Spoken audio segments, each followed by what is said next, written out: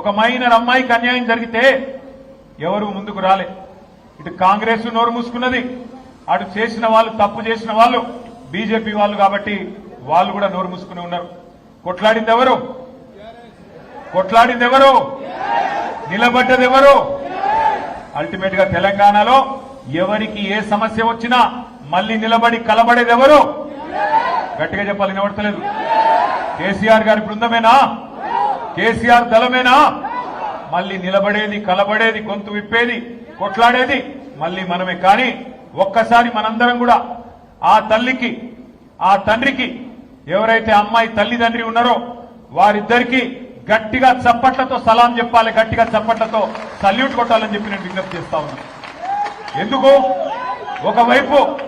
ఒకవైపు కేంద్ర హోంశాఖ మంత్రి, మరొక వైపు రాష్ట్ర ముఖ్యమంత్రి, ఇద్దరు పవర్ఫుల్ పోస్టుల్లో ఉన్న ఆ తల్లి ఆ తండ్రి అదరలేదు బెదరలేదు.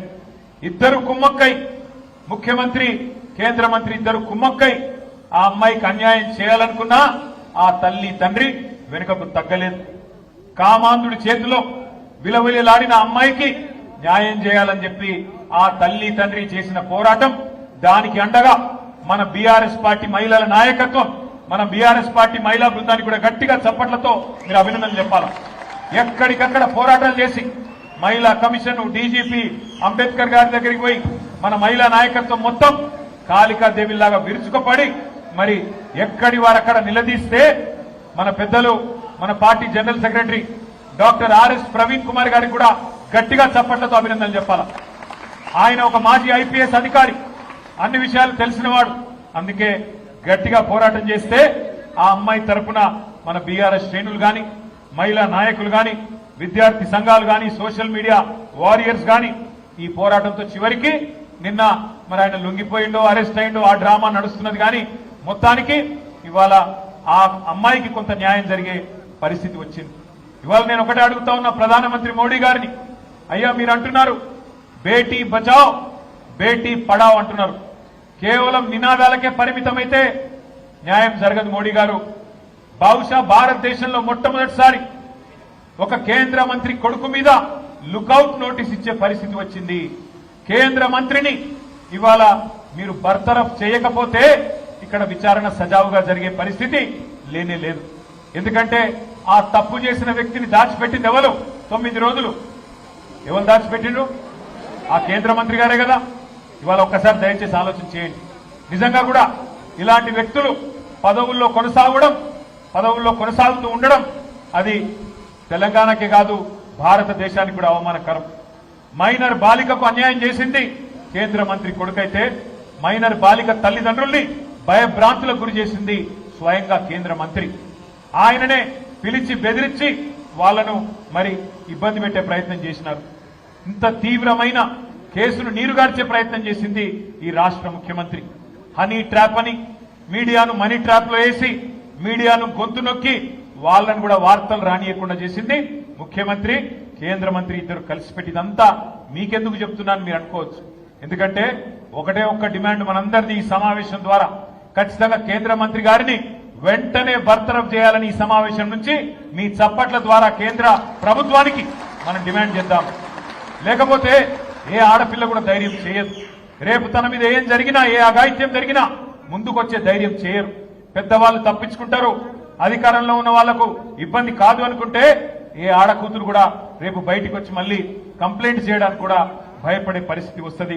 అందుకే కేంద్ర మంత్రిని తొలగించాలే, విచారణ నిష్పక్షపాతంగా జరగాలని చెప్పి కూడా నేను మిమ్మల్ని హృదయపూర్వకంగా విజ్ఞప్తి చేస్తూ ఈ సభ ద్వారా నేను కేంద్ర ప్రభుత్వాన్ని కూడా డిమాండ్ చేస్తా ఉన్నా. ఇక మనందరం కూడా ఇక్కడికి వచ్చింది, ఇక్కడ కలుసుకుంటున్నది ఇవాళ రాజకీయంగా బూత్ లెవెల్లో మన బాధ్యతలు గుర్తు చేసుకోవడానికి, ముఖ్యంగా మన నాయకుడు కేసీఆర్ గారి నాయకత్వంలో మనం చేసిన వివిధ కార్యక్రమాల్ని, మనం చేసిన ప్రయత్నాల్ని తెలంగాణ ప్రజలకి, ముఖ్యంగా ఎల్బీ నగర్ నియోజకవర్గంలోని ప్రతి అన్నకి, ప్రతి తమ్ముడికి, ప్రతి చెల్లికి, ప్రతి అక్కకి వివరించి చెప్పడానికి.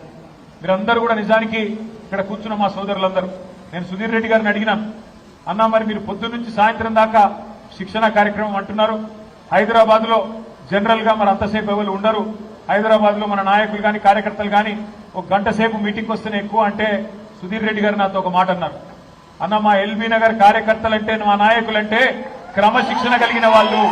మీరే రండి, మీరే చూడండి ఎంత ఆర్గనైజ్డ్ గా, ఎంత పద్ధతిగా మేము ఉంటామో మీరే చూడండి అన్నారు.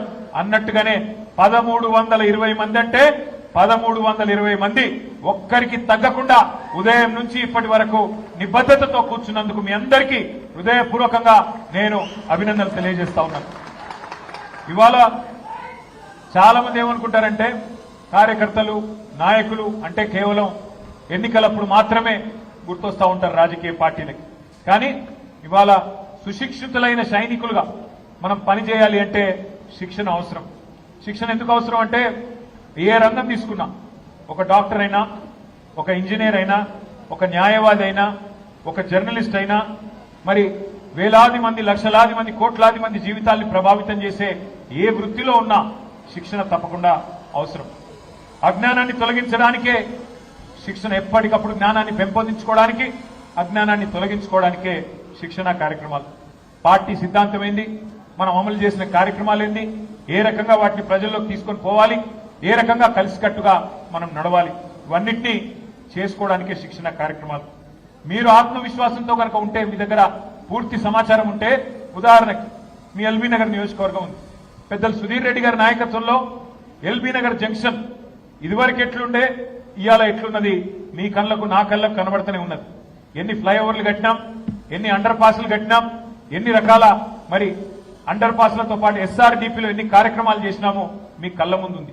కానీ చాలా మంది మిత్రులకు, ఇక్కడ కూర్చున్న వాళ్ళకి అందులో ఎంత ఖర్చు పెట్టినాము, ఎంత ఎఫర్ట్ పెట్టినారు సుధీర్ రెడ్డి గారు కానీ మన అధికారులు కానీ తెలియకపోవచ్చు. ఆ వివరాలన్నీ మనకు తెలుసుంటే, ఆ సమాచారం మన దగ్గర ఉంటే, అవతల వాళ్ళు మాట్లాడినప్పుడు సమాచార సహితంగా వారిని తిప్పికొట్టేదానికి ఆస్కారం ఉంటుంది. అట్లాగే మీ ఎల్బీ నగర్ నియోజకవర్గంలో మంచినీళ్ళకి ఎంత సమస్య ఉండే, 2014 ముందు, తర్వాత ఎన్ని వాటర్ ట్యాంకుల నిర్మాణం జరిగింది, ఎన్ని కిలోమీటర్ల పైప్ లైన్ నిర్మాణం జరిగింది, ఎన్ని కొత్త నల్లాలు పెట్టుకున్నాం, ఇవన్నీ కూడా సమాచారం మీ దగ్గర ఉంటే బ్రహ్మాండంగా మీరు సుశిక్షితులైన నాయకులుగా, కార్యకర్తలుగా అవతల వాళ్ళు చేసే దుష్ప్రచారానికి తిప్పికొట్టడానికి ఉంటుంది. నిజంగా చెప్పాలంటే ఒక రాజకీయ పార్టీ కార్యకర్త యుద్ధంలో ఒక సైనికుడితో సమానం. ఒక సైనికుడు ఎట్లా అయితే తన దేశాన్ని కాపాడడానికి ఏ రకంగానైతే వీరోచితంగా కొట్లాడతారో, మీరు కూడా మాకంటే ఎక్కువ క్షేత్రంలో కొట్లాడేది మీరు, తలపడేది మీరు, బూత్ స్థాయిలో నిలబడేది మీరు, పార్టీ కోసం ప్రచారం చేసేది మీరు. అందుకే మీ దగ్గర సమాచారం ఉంటే, మీ దగ్గర సంపూర్ణమైన అవగాహన ఉంటే తప్పకుండా ధీటుగా అవతల పార్టీని తిప్పికొట్టవచ్చు. మీరు మన ప్రభుత్వ హయాంలో చేసిన పథకాలు, ఉదాహరణకి కేసీఆర్ కిట్ అనే ఒక అద్భుతమైన పథకం ఉండేది. ఆ కేసీఆర్ కిట్ ని ఏ రకంగా